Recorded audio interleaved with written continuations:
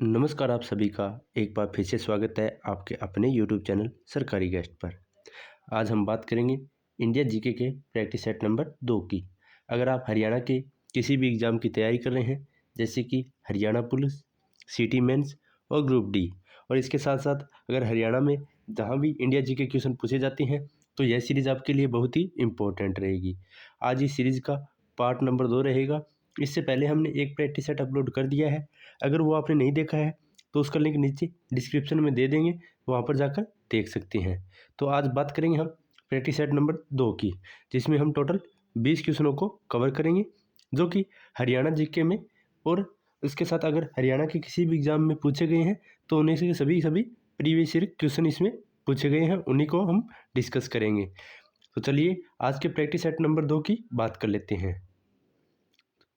तो practice set number 2 के पहले प्रश्न की बात करें तो प्रश्न नंबर 2 में पूछा है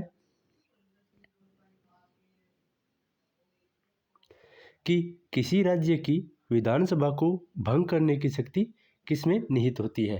यानी किसी राज्य की विधानसभा को भंग करने की शक्ति किसके पास होती है।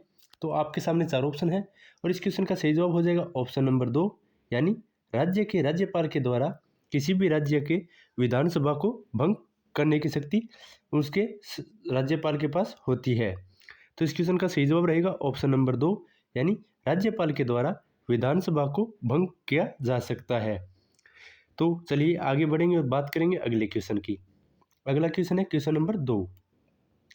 पूछा है संविधान यानी अनुसूचित जाति और अनुसूचित जनजाति आदेश संशोधन विधेयक 2024 का उद्देश्य निम्नलिखित में से किस भारतीय राज्य में अनुसूचित जाति और अनुसूचित जनजाति की सूची को संशोधित करना था। तो पूछा है संविधान आदेश विधेयक 2024 के अनुसार किस राज्य की अनुसूचित जाति और अनुसूचित जनजाति का संशोधन करना था। तो आपके सामने 4 ऑप्शन दिए हैं और इसमें इसका सही जवाब हो जाएगा ऑप्शन नंबर 4, यानी जो विधेयक पारित किया गया था 2024 में उसका मुख्य उद्देश्य ओडिशा की एससी और एसटी दोनों कैटेगरी को उनमें जो भी सूची में संशोधन करने के लिए इसका संशोधन को विधेयक को पारित किया गया था। तो इस क्वेश्चन का सही जवाब हो जाएगा ऑप्शन नंबर 4, यानी उड़ीसा राज्य के लिए। चलिए आगे बढ़ेंगे और बात करेंगे अगले क्वेश्चन की। अगला क्वेश्चन है क्वेश्चन नंबर 3।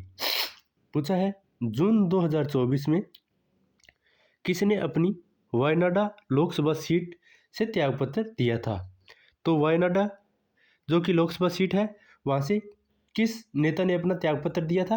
तो आपके सामने 4 ऑप्शन है और इसका सही जवाब हो जाएगा ऑप्शन नंबर 3, यानी राहुल गांधी ने अपनी वायनाड सीट से लोकसभा सीट का त्याग दे दिया था। तो इसका सही जवाब हो जाएगा ऑप्शन नंबर 3, यानी राहुल गांधी ने अपने त्यागपत्र दिया था लोकसभा सीट वायनाड से। चलिए आगे बढ़ेंगे और बात करेंगे अगले क्वेश्चन की। अगला क्वेश्चन है क्वेश्चन नंबर 4। चौथा क्वेश्चन है, इसमें पूछा है भारतीय पैरा एथलीट पारुल परमार किस खेल से संबंध रखती है। तो पूछा है पारुल परमार का संबंध कौन से खेल से है। तो आपके सामने 4 ऑप्शन है और इसका सही जवाब हो जाएगा ऑप्शन नंबर 2, यानी पारुल परमार मुख्य रूप से बैडमिंटन से संबंध रखती है। तो इस क्वेश्चन का सही जवाब हो जाएगा ऑप्शन नंबर 2, बैडमिंटन से। चलिए आगे बढ़ते हैं और बात करते हैं आज के क्वेश्चन नंबर 5 की। क्वेश्चन नंबर 5 की बात करें तो इसमें पूछा है कपड़ा उद्योग में कपड़े के स्वेतन यानी रंग हटाने के लिए किस रसायन का उपयोग किया जाता है। तो कपड़ा उद्योग में कपड़ों का रंग हटाने के लिए कौन से रसायन का प्रयोग किया जाता है। तो आपके सामने 4 ऑप्शन है और इस क्वेश्चन के सही जवाब की बात करें तो इसका सही जवाब हो जाएगा ऑप्शन नंबर 1, यानी कैल्शियम ऑक्साइड का प्रयोग कैल्शियम ऑक्सीक्लोराइड का प्रयोग किया जाता है ताकि कपड़ों का रंग हटाया जा सके। तो इस क्वेश्चन का सही जवाब है ऑप्शन नंबर 1, यानी कैल्शियम ऑक्सीक्लोराइड का प्रयोग करके कपड़ों का रंग हटाया जाता है। तो सही जवाब हो जाएगा ऑप्शन नंबर 1। चलिए आगे बढ़ते हैं और बात करते हैं आज के क्वेश्चन नंबर 6 की। क्वेश्चन नंबर 6 की बात करें तो इसमें पूछा है राष्ट्रीय बहुआयामी गरीबी सूचकांक 2023 के अनुसार निम्नलिखित में से किस राज्य में सबसे तेजी से गरीबी में कमी आई है। यानी 2023 के सूचकांक के अनुसार किस राज्य में सबसे तेजी से गरीबी में कमी आई है। तो आपके सामने 4 ऑप्शन दिए हैं और इस क्वेश्चन का सही जवाब है ऑप्शन नंबर 4, यानी उत्तर प्रदेश सरकार के द्वारा यह महत्वपूर्ण कार्य किया गया है, जिससे कि सबसे तेजी से गरीबी में कमी आई है, जो कि राष्ट्रीय बहुआयामी गरीबी सूचकांक 2023 के अनुसार इसका पता लगाया गया है। तो इसका सही जवाब हो जाएगा ऑप्शन नंबर 4, उत्तर प्रदेश सरकार के द्वारा। नेक्स्ट क्वेश्चन है क्वेश्चन नंबर 7। क्वेश्चन नंबर 7 की बात करें तो इसमें पूछा है निम्नलिखित में से कौन सा वेद मुख्य रूप से बुरी आत्माओं और बीमारियों को दूर करने के लिए जादुई मंत्रों का आकर्षण का संग्रह है। यानी कौन से वेद में बुरी आत्माओं और बीमारियों को दूर करने के लिए जादुई मंत्र दिए हुए हैं। तो आपके सामने 4 ऑप्शन है और इसका सही जवाब हो जाएगा ऑप्शन नंबर 3, यानी अथर्ववेद में यह जानकारियाँ मिलती है कि जिसके द्वारा हम बुरी आत्माओं और बीमारियों को दूर करने के उसमें मंत्र दिए हुए हैं। तो इस क्वेश्चन का सही जवाब है ऑप्शन नंबर 3, अथर्ववेद में। चलिए आगे बढ़ेंगे और बात करेंगे क्वेश्चन नंबर 8 की। क्वेश्चन नंबर 8 है बांग्लादेश के संविधान के अनुसार निम्नलिखित में से कौन सा बांग्लादेश का राज्य धर्म है। तो बांग्लादेश के राज्य धर्म की बात करें तो वह कौन सा है। तो आपके सामने 4 ऑप्शन दिए हैं और इस क्वेश्चन का सही जवाब है ऑप्शन नंबर 1, यानी इस्लाम धर्म में, जो कि बांग्लादेश में एक मेजॉरिटी है, यानी सबसे ज़्यादा इस्लाम धर्म के लोग बांग्लादेश में रहते हैं। तो इस क्वेश्चन का सही जवाब है ऑप्शन नंबर 1।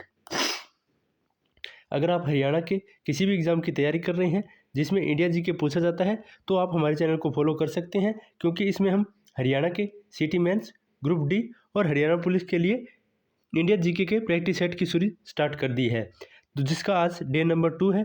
इससे पहले भी हमने एक वीडियो अपलोड की है जिसका लिंक आपको नीचे डिस्क्रिप्शन में मिल जाएगा। अगर आप चैनल पर नए हैं तो चैनल को सब्सक्राइब कर लीजिए। अगर वीडियो पसंद आए तो वीडियो को लाइक करें और अपने दोस्तों के साथ भी शेयर करें। 9 नंबर क्वेश्चन की बात करें तो इसमें पूछा है निम्नलिखित में से किस अधिकार को जीवन का अधिकार और व्यक्तिगत स्वतंत्रता के अधिकार का एक घटक माना जाता है। तो इसमें से कौन सा है जिसे हम जीवन का आधार और व्यक्तिगत स्वतंत्रता के रूप में मान सकते हैं। तो आपके सामने 4 ऑप्शन दिए हैं और इस क्वेश्चन का सही जवाब है ऑप्शन नंबर 3, यानी निजता का अधिकार, जिसे हम जीवन का अधिकार और व्यक्तिगत स्वतंत्रता का अधिकार भी मान सकते हैं। तो इस क्वेश्चन का सही जवाब हो जाएगा ऑप्शन नंबर 3, निजता का अधिकार। चलिए आगे बढ़ेंगे और बात करेंगे आज के क्वेश्चन नंबर 10 की। क्वेश्चन नंबर 10 की बात करें तो इसमें पूछा है रानी मचैया डैश की एक मुमताज लोक नर्तकी है जिसे कला के क्षेत्र में पद्मश्री 2023 द्वारा प्राप्त हुआ था। तो पूछा है रानी मचैया का संबंध कौन से राज्य से है। आपके सामने 4 ऑप्शन दिए हैं और इनमें से पूछा है कि रानी मचैया का संबंध कौन से राज्य से है जिन्हें पद्मश्री 2023 से सम्मानित किया गया था। तो इस क्वेश्चन का सही जवाब हो जाएगा ऑप्शन नंबर 3, यानी रानी मचैया का संबंध कर्नाटक राज्य से है। तो सही जवाब है ऑप्शन नंबर 3। चलिए आगे बढ़ेंगे और बात करेंगे अगले क्वेश्चन की। अगला क्वेश्चन है क्वेश्चन नंबर 11। पूछा है लॉरेंशियम एक रासायनिक तत्व है जिसे एक्टिनोइड के अंतिम सदस्य के रूप में वर्गीकृत किया गया है, का परमाणु क्रमांक कितना है। तो लॉरेंशियम के परमाणु क्रमांक के बारे में पूछा है कि उनका परमाणु क्रमांक कितना है। तो आपके सामने 4 ऑप्शन दिए हैं और इस क्वेश्चन का सही जवाब हो जाएगा ऑप्शन नंबर 2, यानी लॉरेंशियम आवर्त सारणी में 103 नंबर स्थान पर आता है और इसका परमाणु क्रमांक भी 103 हो जाएगा। तो सही जवाब है ऑप्शन नंबर 2, 103 नंबर। चलिए आगे बात करेंगे अगले क्वेश्चन की। अगला क्वेश्चन है क्वेश्चन नंबर 12। इसमें पूछा है कलिंग महोत्सव किस राज्य में मनाया जाता है। तो कलिंग महोत्सव की बात करें कि भारत के कौन से राज्य में मनाया जाता है, तो आपके सामने 4 ऑप्शन हैं और इस क्वेश्चन का सही जवाब है ऑप्शन नंबर 3, यानी ओडिशा में कलिंग महोत्सव का आयोजन किया जाता है। तो इस क्वेश्चन का सही जवाब हो जाएगा ऑप्शन नंबर 3, ओडिशा में। चलिए आगे बात करेंगे अगले क्वेश्चन की। अगला क्वेश्चन है क्वेश्चन नंबर 13। इसमें पूछा है 1947 में जब भारत को स्वतंत्रता प्राप्त हुई थी तब ब्रिटिश प्रधानमंत्री कौन थे। तो पूछा है 1947 में ब्रिटिश प्रधानमंत्री कौन थे।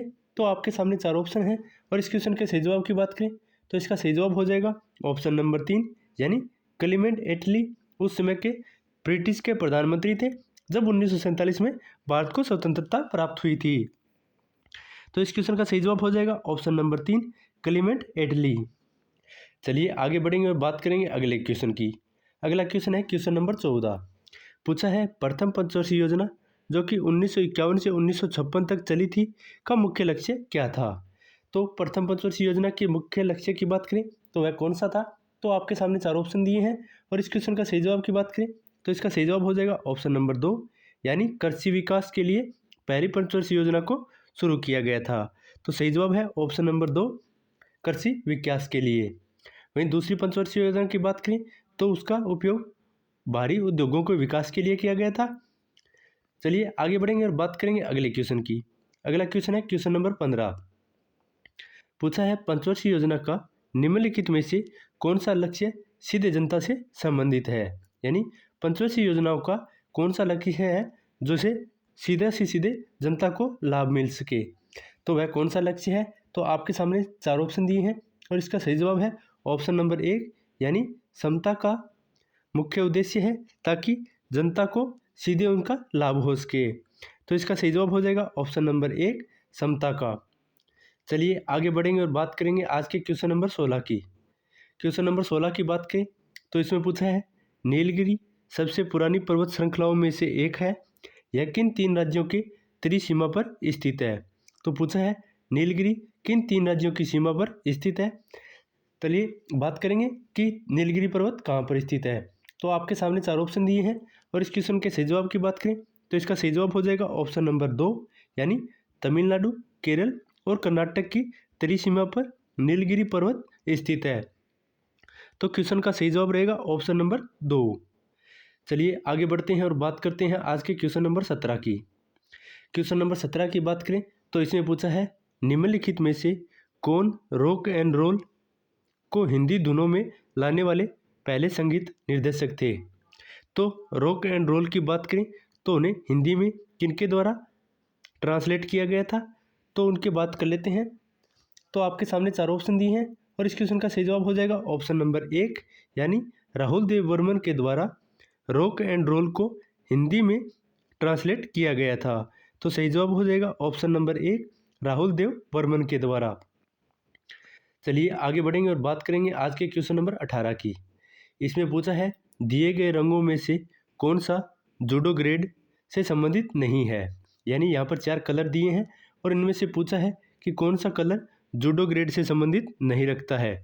तो आपके सामने चार ऑप्शन है और इसका सही जवाब है ऑप्शन नंबर 3, यानी गुलाबी रंग का संबंध जूडो ग्रेड से नहीं है, जबकि लाल, सफ़ेद और नीला रंग, ये तीनों का संबंध जूडो ग्रेड से हो जाएगा। तो इस क्वेश्चन का सही जवाब रहेगा ऑप्शन नंबर 3, यानी गुलाबी रंग का जूडो ग्रेड में प्रयोग नहीं किया जाता है। तो सही जवाब है ऑप्शन नंबर 3, गुलाबी रंग। आगे बढ़ेंगे और बात करेंगे आज के क्वेश्चन नंबर 19 की। इसमें पूछा है ऐसी पहली पंचवर्षीय योजना कौन सी थी जिसे पूरी तरह से पहले ही समाप्त कर दिया गया था और क्यों कर दिया गया था, यानी पंचवर्षीय योजना कौन सी थी जो अपने कार्यकाल से पहले ही समाप्त कर दी गई थी। तो आपके सामने चार ऑप्शन दिए हैं और इसका सही जवाब है ऑप्शन नंबर 4, यानी पाँचवीं पंचवर्षीय योजना थी जिसका कार्यकाल 1974 से लेकर 1979 तक था, जबकि उसे 1978 में ही समाप्त कर दिया गया था। तो इसके कारण की बात करें तो सरकार में परिवर्तन के कारण इसे रद्द कर दिया गया था। तो सही जवाब है ऑप्शन नंबर 4, पाँचवीं पंचवर्षीय योजना को। चलिए आगे बढ़ेंगे और बात करेंगे आज के क्वेश्चन नंबर 20 की।